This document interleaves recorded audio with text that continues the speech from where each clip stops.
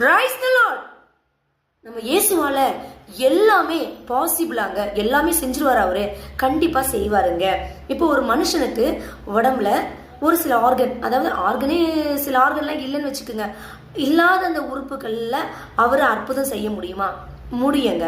எப்படின்னாக்கா, அவர் வாழ்ந்த காலத்திலே இந்த கண்ணு தெரியாதவங்க, காது கேட்காதவங்க, வாய் பேச முடியாதவங்க, நடக்க முடியாதவங்க, உடல் ஊனமுற்றவர்கள், இவர்களுக்கு எல்லாருக்குமே இயேசு வந்து அற்புதம் செஞ்சாருங்க.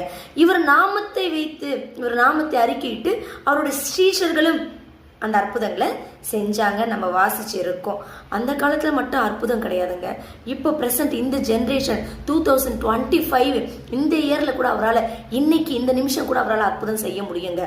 எசேக்கியேல் தீர்க்கதரிசி இருக்காருங்களா, பள்ளத்தாக்குல அந்த பள்ளத்தாக்கு ஃபுல்லா உலர்ந்த எலும்புகள் இருக்கும்.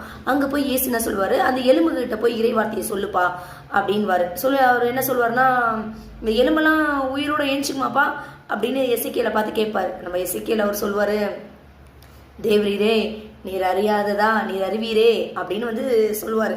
சரி சரி நான் சொன்ன மாதிரி போய் செய்ப்பா அப்படின்னு அவரும் போயிட்டு ஆண்டவருடைய வார்த்தை கேட்டு அதே மாதிரி ஆண்டவர் என்ன தீர்க்க தரிசனம் வார்த்தைகள் சொல்றாரோ அந்த உலர்ந்த எலும்புகளுக்கு சொல்வார். அந்த உலர்ந்த எலும்புகள் என்னன்னா, நரம்பு, சத, ரத்தம், தோல் எல்லாமே சேர்ந்து உயிர் பெற்று பரிசுத்த ஆவியோடைய அந்த வல்லமையோடு உயிர் பெற்று ஒரு சேனை கூட்டமா அந்த பள்ளத்தாக்குல இருந்து அப்படியே ஒரு சேனையா எழுமி நிற்குங்க. அது மட்டும் இல்லாம இயேசு வந்து காட்டி கொடுத்தாங்க இல்லைங்களா, அந்த டைம்ல என்ன பண்ணுவாரு, நம்ம பேதுரு இருக்கார்ல, அவர் என்ன பண்ணிடுவாரு, இயேசுவை பிடிச்சிட்டு போறீங்க அப்படின்ட்டு ரொம்ப கோவப்பட்டு வாள் எடுத்து என்ன பண்ணுவாரு, போர் சேவகருடைய காதை வந்து வெட்டிடுவாரு. உடனே இயேசு என்ன பண்ணுவாரு, அந்த வெட்டப்பட்ட காதை எடுத்து மீண்டுமா அதே இடத்துல வச்சு நார்மலா அதே மாதிரி ஃபிக்ஸ் பண்ணிடுவாரு. அது நார்மல் ஆயிடும். அப்ப மட்டும் அற்புதம் கிடையாதுங்க. இயேசு மீது அந்த விசுவாசம், நம்பிக்கை, அதை நம்ம இப்பவும் அவர் மேல நம்ம வச்சிருந்தோம்னாக்கா இப்பவும் அவர் வந்து அற்புதம் செய்வாருங்க. உங்களுக்கு என்ன மாதிரியான வியாதியா இருக்கலாம், cancer, lungs failure, kidney failure, இந்த அட்டாக்கு அந்த அட்டாக்கு, எந்த அட்டாக்கோ, எப்படிப்பட்ட நோயா இருக்கலாம், நடக்க முடியாம இருக்கீங்களா, பேச முடியாம இருக்கீங்களா, என்ன மாதிரி வேணா இருக்கட்டும்ங்க. உங்க வாழ்க்கையில அப்படியே அவ்வளவுதான், இந்த செகண்ட் என் லைஃபை முடிக்க போறேன் அப்படின்னு இருக்கு, ஐயோ ப்ளீஸ் அதை மட்டும் செஞ்சிடாதீங்க.